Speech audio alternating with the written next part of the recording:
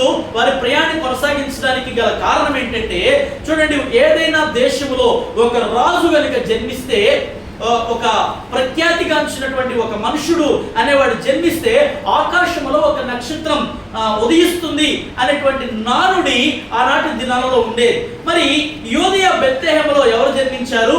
యేసుక్రీస్తు అనేటువంటి ఒక బాలుడు జన్మించాడు. ఆ బాలుడు జన్మించినప్పుడు ఆ ఆకాశంలో ఏమొచ్చిందంట? ఒక నక్షత్రం పుట్టింది. జ్ఞానులు వారి యొక్క జ్ఞానానుసారాన్ని బట్టి ఆ నక్షత్రాన్ని వారు చూస్తూ ప్రయాణం ఎక్కడికి వచ్చారు? ఆ బెత్లెహేం అనేటువంటి గ్రామానికి వచ్చారు. అక్కడికి వచ్చిన వారు డైరెక్ట్ గా యేసుక్రీస్తు దగ్గరికి వెళ్ళలేదు, డైరెక్ట్ గా వాళ్ళు ఉన్న పశువుల పాక దగ్గరికి వెళ్ళలేదు. కానీ వాళ్ళు ఎక్కడికి వెళ్ళారు తెలుసా? హేరోదు రాజు దగ్గరికి వెళ్ళిపోయారు. డైరెక్ట్ గా అక్కడికి వెళ్ళిపోయి ఆ రాజు గారిని అడుగుతున్నారంట, అయ్యా, యూదుల రాజుగా పుట్టిన వాడు ఎక్కడున్నాడు అని ఆ రాజు గారిని అడిగితే, ఇప్పుడు ఆ యోదయ బెత్లెహేం అంతటికి రాజు ఎవరు? హేరోదు. హేరోదు దగ్గరికి వెళ్ళి ఈ జ్ఞానులు అడుగుతున్న మాట ఏమిటంటే, ఇంకో రాజు ఎక్కడో పుట్టాడంట, ఆ రాజు ఎక్కడున్నాడు అని అడుగుతున్నాడు. నేనే మొత్తానికి రాజుని, ఇంకొక రాజు. ఇప్పుడు ఒక సీఎం గారు ఉన్నారు అనుకోండి, ఇంకో సీఎం ఎక్కడున్నాడండి అని అడిగితే ఆ ఉన్న పదవిలో ఉన్న ఆయనకి ఎంత కోపం రావాలి? అట్లాగనే ఆ హేరోదు రాజు గారికి కోపం వచ్చేసింది. వెంటనే ఆ జ్ఞానులతో అంటున్నాడు, చాలా తెలివిగా అతను మాట్లాడుతున్న మాటలు మనం చదివితే చూడండి, మత్తయి సువార్త 2వ అధ్యాయంలో కొన్ని మాటలు చదువుకుంటూ ఈ రోజున క్రిస్మస్ యొక్క ప్రాముఖ్యతను మనం జ్ఞాపకం చేసుకుంటూ దేవుని సన్నిధానంలో ముందుకు సాగుదాం. 2వ అధ్యాయం 6వ వచనాన్ని చదివితే, అంతటా హేరోదు ఆ జ్ఞానులను రహస్యంగా పిలిపించి ఆ నక్షత్రము కనబడిన కాలము వారి చేత పరిష్కారముగా తెలుసుకొని మీరు వెళ్ళి ఆ శిశువు విషయమై జాగ్రత్తగా విచారించి తెలుసుకొనగానే నేను వచ్చి ఆయనను పూజించినట్లు నాకు వర్తమానము తెండని చెప్పి పంపెను. బయలుదేరి పోవుచుండగా ఇదిగో తూర్పు దేశమున వారు చూచిన నక్షత్రము ఆ శిశువు ఉండిన చోటు మీదకి వచ్చి నిలుచు వరకు వారికి ముందుగా నడిచెను. వారు ఆ నక్షత్రమును చూచి అత్యానంద భరితులై ఇంటిలోనికి వచ్చి తల్లి అయిన మరియను ఆ శిశువును చూచి సాగిలపడి ఆయనను పూజించి తమ పెట్టెలు విప్పి బంగారమును సాంబ్రాణిని గోళమును కానుకలుగా ఆయనకు సమర్పించిరి. తరువాత హేరోదునొద్దకు వెళ్ళవద్దని స్వప్నమందు దేవుని చేత బోధింపబడిన వారై మరి ఒక మార్గమున తమ దేశమునకు తిరిగి వెళ్ళి. అక్కడ తర్వాత 15వ వచనం చూస్తే మనము, లేచి రాత్రి వేళ శిశువును తల్లిని తోడుకొని వెళ్ళి ఐగుప్తులో నుండి నా కుమారుని పిలిచి తిని అని ప్రవక్త ద్వారా ప్రభు సెలవిచ్చిన మాట అక్కడ ఉండేను. 16వ వచనం, ఆ జ్ఞానులు తన్ను అపహసించినని హేరోదు గ్రహించి బహు ఆగ్రహము తెచ్చుకొని తాను జ్ఞానుల వలన వివరముగా తెలుసుకున్న కాలమును బట్టి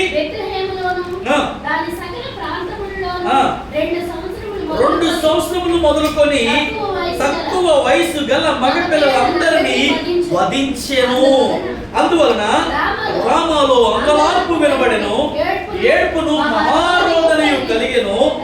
రాహేలు తన పిల్లల విషయమై ఏడ్చుచు వారు లేనందున ఓదార్పు పొందనలక యుండెను. అది ప్రవక్త అయిన ఇర్మియా ద్వారా చెప్పబడిన వాక్యము. చాలు, యేసుక్రీస్తు పుట్టాడు అని మనం చాలా సంతోషంగా, చాలా ఆనందంగా డాన్సులు వేస్తూ, చాలా ఆనందంగా సంబరాలు జరుపుకుంటున్నాం. కానీ అసలు యేసుక్రీస్తు జనన విధానం చూసుకుంటే ఒక భయంకరమైనటువంటి వధ జరిగింది అక్కడ. అర్థమవుతుందా?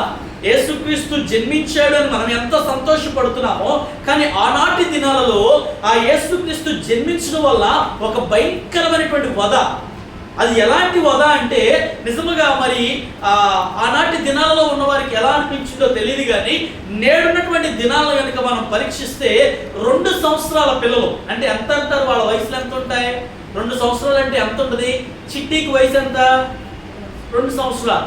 ఆ ముద్దుగా మాట్లాడే మాటలు, ఆ చిన్నగా మాట్లాడే మాటలు, ఆ తడబడిగా నడుస్తున్నటువంటి ఆ నడకలు కలిగినటువంటి అంత చిన్న వయసు కలిగినటువంటి వారిని ఈ హేరోదు రాజు ఏమన్నాడంటే, వారు ఆ నక్షత్రాన్ని చూసి ఆయన దగ్గరకు వచ్చినటువంటి కాలాన్ని బట్టి, అంటే పుట్టిన వెంటనే ఆయన చంపేమనలేదు, కానీ వారు ఆ కాలాన్ని బట్టి, అంటే యేసుక్రీస్తు జన్మించిన వెంటనే జ్ఞానులు రాలేదు.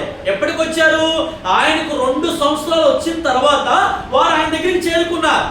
అంటే ఆ సుదీర్ఘ ప్రయాణంలో వారు అక్కడి నుంచి ఇక్కడికి వచ్చేసరికి యేసుక్రీస్తుకి ఇంచుమించు 2 సంవత్సరాలు వచ్చేసింది.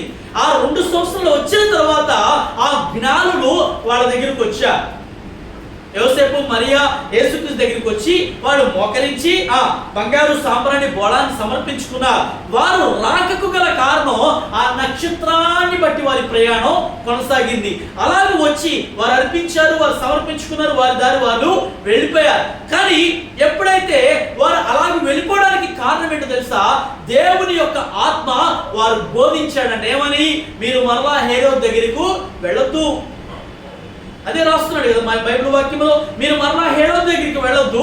ఒకవేళ అక్కడికి వెళితే ఆ హేరోదు మరలా వచ్చి యేసుక్రీస్తును చంపేయొచ్చేమో, లేకపోతే ఏదైనా చేయొచ్చేమో అన్నటువంటి ఆలోచన కలిగినటువంటి ఆ దేవుని ఆత్మచేత ప్రేరేపింపబడి వారు మరొక మార్గముగా వారి ప్రాంతానికి వాళ్ళు వెళ్ళిపోయారు.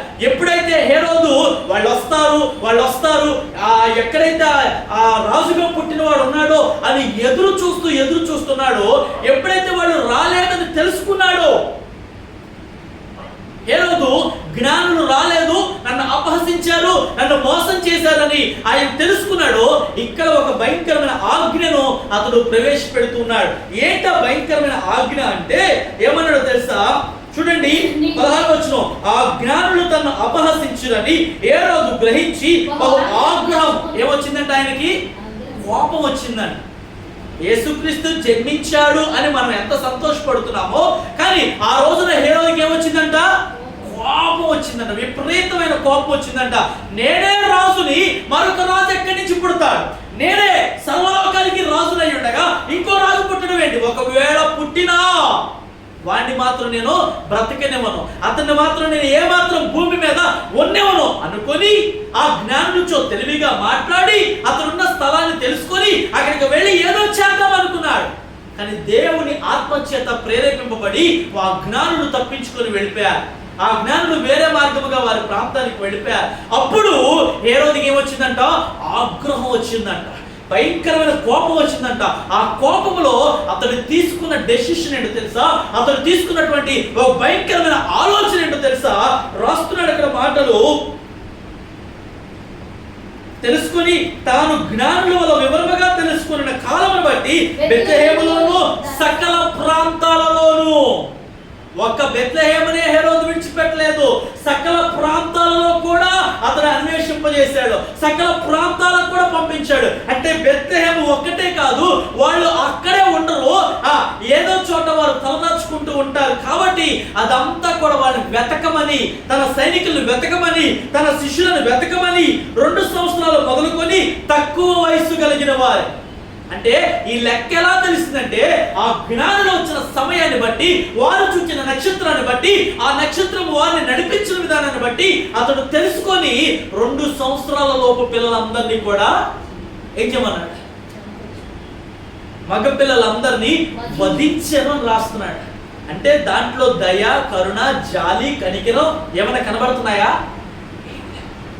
యేసుక్రీస్తు జననం వెనుక ఎంత భయంకరమైన దృశ్యం దాగి ఉందో ఒకసారి ఆలోచించండి.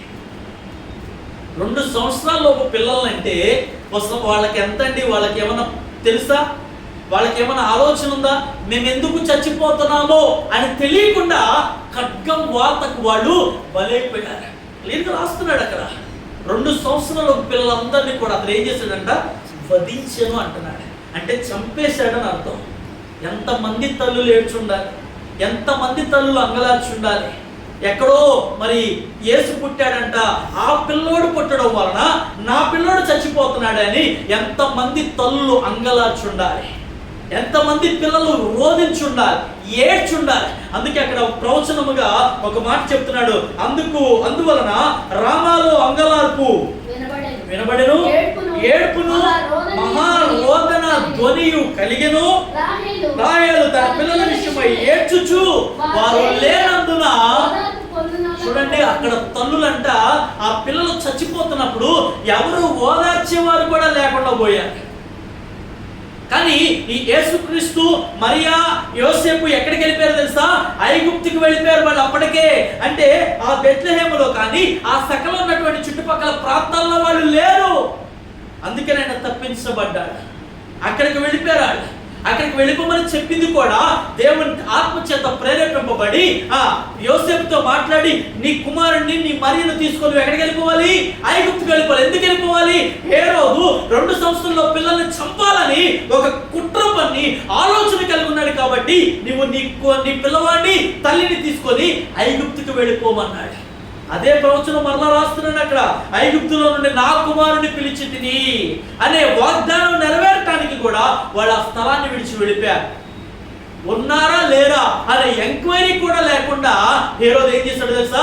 భయంకరమైన వధ. ఈ రోజున ఇంత సంతోషం, ఇంత ఆనందం, ఇంత ఆడంబరంగా జరుపుకుంటున్నటువంటి ఈ క్రిస్మస్ లేకపోతే ఈ యేసయ్య జన్మదిన వేడుక వెనక చాలా భయంకరమైనటువంటి కోణాలు దాగి ఉన్నాయి, చాలా భయంకరమైనటువంటి వ్యధలు దాగి ఉన్నాయి, చాలా భయంకరమైన త్యాగాలు దాగి ఉన్నాయి అనే విషయాన్ని మనం ఒకసారి ఆలోచన చేసుకోగలగాలి. అంత మాత్రమే కాదు, నిజంగా ఆయన జనన విధము ఎట్లాగా అని ఒకసారి మనం ఆలోచిస్తే గమనించండి. అసలు పెళ్లి కాని కుమార్తె ఎవరు?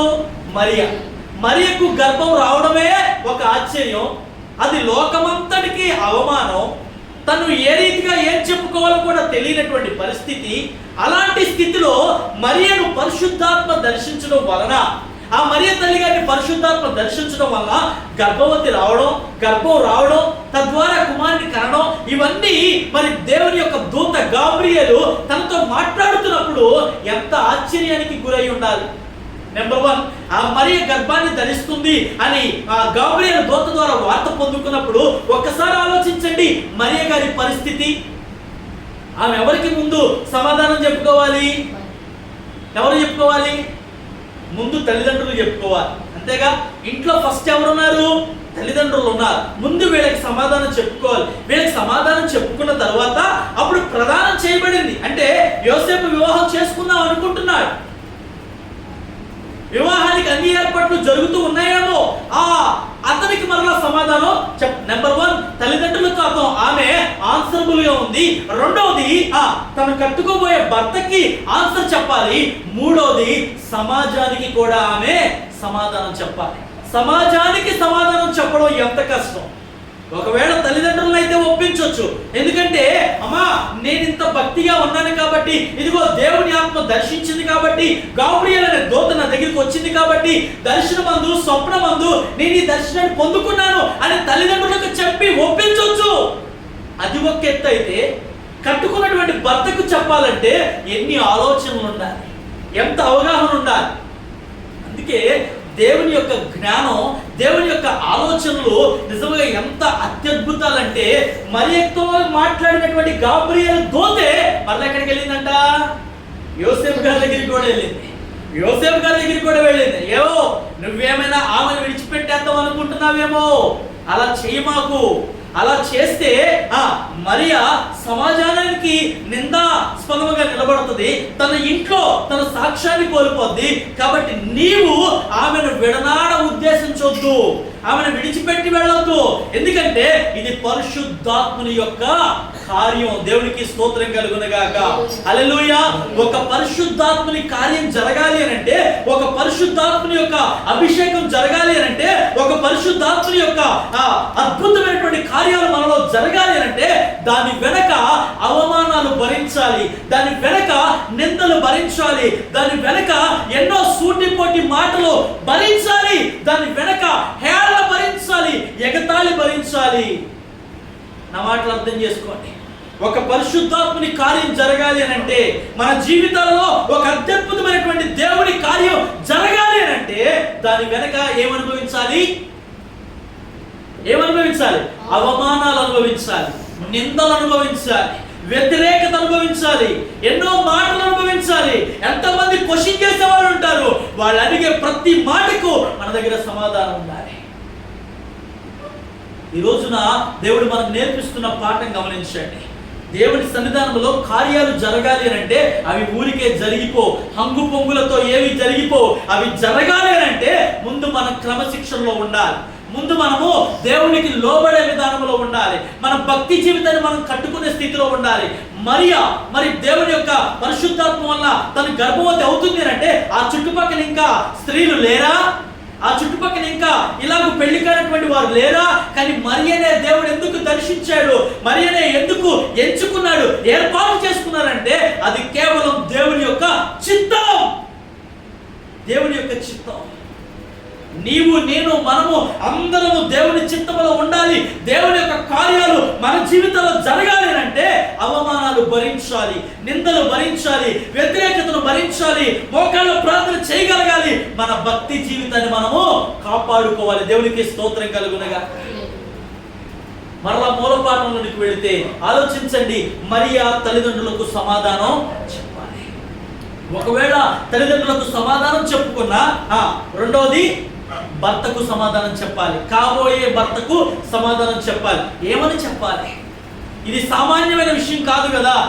నిజంగా ఆలోచించండి, నన్ను నిలువున కొట్టినా బాధలేదు, లేకపోతే నన్ను ఇంకా వేరే ఏ శిక్ష వేసినా పర్లేదు. ఒకవేళ మరియ గాబ్రియల్తో ఇలా మాట్లాడి ఉండొచ్చు, ఏదన్నా వేయమ్మా, ఏ శిక్ష అన్నా వేయండి, దేనికైనా నేను సిద్ధమే.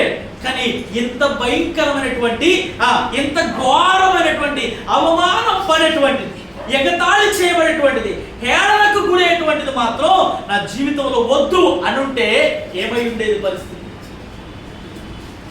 ఏమై ఉండేది? కానీ మరియ అలాగూ చెప్పాలా? ఏమంటుందో తెలుసా? నీ చిత్తము చొప్పున అలాగూ జరుగునుగాక అంటుంది. ఈ మాట అనడం చాలా కష్టం. దేవుని చిత్తము చొప్పున జరుగును గాక అంటే ఎంతగా లోబడిపోయిందంటే, ఎంతగా తలదించుకుందంటే, ఒకసారి ఆలోచించండి. ఆమె శరీరమునే దేవునికి పూర్తిగా అప్పగించుకుంది. ఈ రోజున మీరు యేసుని నమ్ముకున్నారా అని అడిగామనుకో, నమ్ముకున్నామంటారు. మీరు యేసుని నమ్ముకున్నారు అని అంటే ఎలా నమ్ముకున్నారు అని క్వశ్చన్ చేస్తారనుకో, ఏం చెప్తారు? మేము యేసయ్య బిడ్డలం అండి అని చెప్పడానికి మనకు ఆధారం ఏంటంటే, ఇదిగో నా హృదయంలో యేసయ్య ఉన్నాడు. ఇది బయటికి కనిపించేదా? ఈ హృదయం బయటికి కనిపించేదా? ఇది బయటికి కనిపించే హృదయం కాదు. నా మనసు నిండా యేసయ్య ఉన్నాడు, మేము యేసయ్య నమ్ముకున్నాం, మా యేసయ్య దేవుడు అని మనం ఎంత గట్టిగా చెప్పగలుగుతున్నామంటే అది మన హృదయంలో ఉన్న ఫీలింగ్.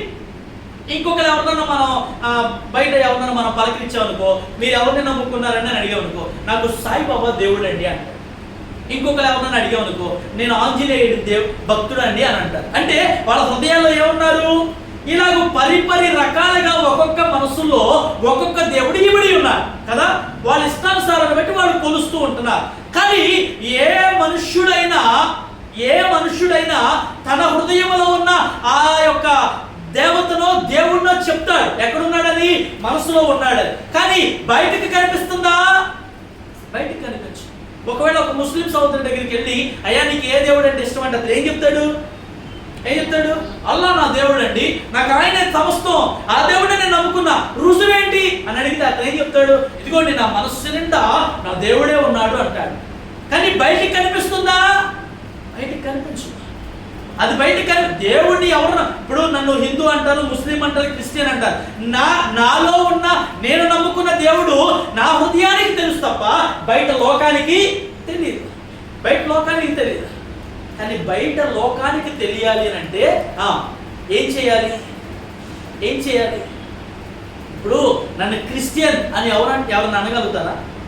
ఎవరికి తెలియదు కదా. బయట నేను గుడికి వెళ్తాను, మసీదుకి వెళ్తాను, చర్చికి వెళ్తాను, ఎవరికి తెలుసు? సమాజంలో అలాగే ఎవరిని మనం గుర్తించలేము. నా మాటలు అర్థం చేసుకోండి. సమాజంలో ఎవరిని మనం గుడికి వెళ్తారో, మసీదుకి వెళ్తారో, చర్చికి వెళ్తారో ఎవరో గుర్తించలేం. అలాగ గుర్తించాలి అని అంటే ఏం చేయాలి? మనలో క్రియలు ఉండాలి. మనలో క్రియలు ఉండాలి. ఆ క్రియల వలనే మనం చేసే, అందరూ మంచి పనులు చేస్తారు, అందరూ మంచిగా మాట్లాడే వాళ్ళు ఉంటారు. ఒకవేళ ఆ క్రియల వల్ల కూడా తెలియకపోవచ్చేమో మనం ఎవరిని భక్తికి చేస్తున్నామో, మనం ఎవరిని కొలుస్తున్నామో అని. కానీ ఈ మరియ విషయంలోకి వస్తే జాగ్రత్తగా గమనించాల్సిన విషయం ఏంటి తెలుసా?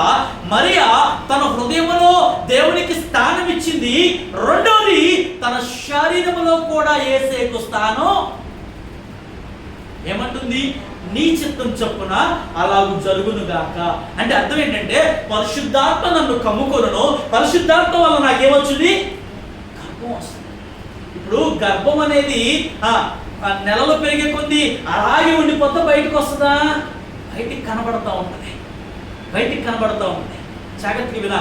2వ నెల, 3వ నెల, 4వ నెల, 5, 6, 7, 8, 9 సంవత్సరాలు వచ్చేసరికి ఆ గర్భం, లేకపోతే 9 నెలలు, ఆ 9 నెలలు వచ్చేసరికి ఆ గర్భం ఎలా వస్తుంది? చాలా పొట్ట పెద్దదిగా ఉన్నట్లుగా కనిపిస్తుంది కదా. అంటే మనసుతో మరియ ఒప్పుకోలేదు, కానీ మనసు పూర్వకంగా దేవుడు నాలో ఉన్నాడని చెప్తూ మరొక మాట ఏముందంటే, నా శరీరాన్ని కూడా నేను దేవునికి అప్పగిస్తున్నా. ఈ రోజున శరీరాన్ని ఎవ్వరూ అప్పగించేవాళ్ళే. ఎవరన్నా దేవుడి కోసం దెబ్బలు తినేవాళ్ళు ఉన్నారా? ఎవరన్నా దేనికోసమన్నా ప్రాణం పెట్టేవాళ్ళు ఉన్నారా? ఆయన పుట్టాడని గెంతులేస్తాం, ఎగురుతాం, సంతోషిస్తాం, డాన్స్లు వేస్తాం, ఏమండి అద్భుతమైన ప్రసంగాలు చేస్తాం. కానీ మన శరీరమును దేవుని కోసం నలగగొట్టుకునే వాళ్ళు ఎవ్వరు లేరు. మరియ చేసిన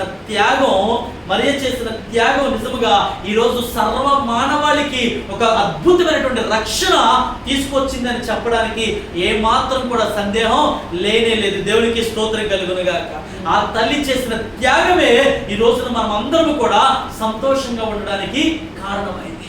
తన మనసులో, తన హృదయంతో ఒప్పుకోవడమే కాదు, తన శరీరాన్నే దేవునికి పణంగా పెట్టిందంట.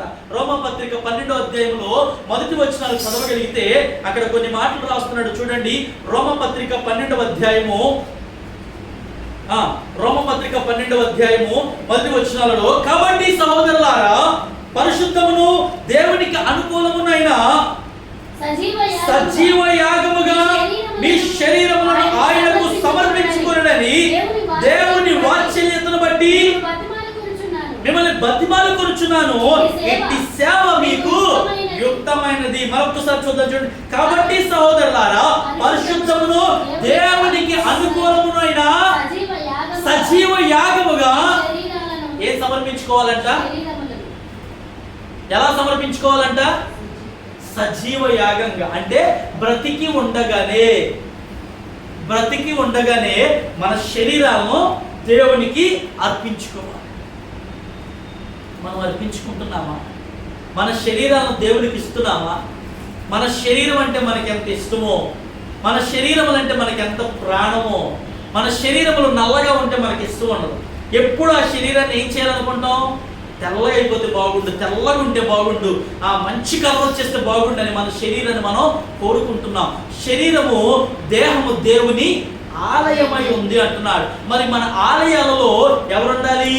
దేవుడు ఉండాలి. కానీ ఎవరు ఉంటున్నారు? ఆశలు ఉంటున్నాయి, కోరికలు ఉంటున్నాయి. ఏమండి?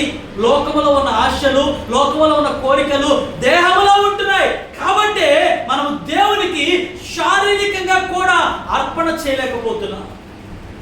మంచి పాటలు పాడతాం కదా, ఈ ధనము నీ ఘనము ప్రభు యేసుకే, తర్వాత నీ దేహము కూడా దేవునికి అని పాట పాడతాం కదా, నీవు చేసిన ఉపకారములకు నేనేం చెల్లింతును, తర్వాత లేక దూడలను అర్పింతునా, వేలాది పొట్టేళ్లను అర్పింతునా, నా హృదయం నీకు అర్పింతును అని పాడతాం.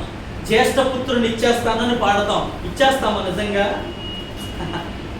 చూడండి, పాటలు మాత్రం ఎంతో చక్కగా, ఎంతో గంభీరంగా పాడడానికి మాత్రం ఉన్నాయి, కానీ శరీరాన్ని దేవునికి అప్పగించుకోలేని పరిస్థితిలో ఉంటున్నాం. కానీ మరియ తల్లి దేవదూత వచ్చి తనతో మాట్లాడుతున్నప్పుడు ఆమె పలికిన మాటలు ఎంత అద్భుతమో తెలుసా? ఎంత గొప్ప విషయమో తెలుసా? నేను నా మనసుతోనే కాదయ్యా, ఇదిగో నా శరీరాన్ని కూడా నీకు ఇచ్చేస్తున్నా, వాడుకో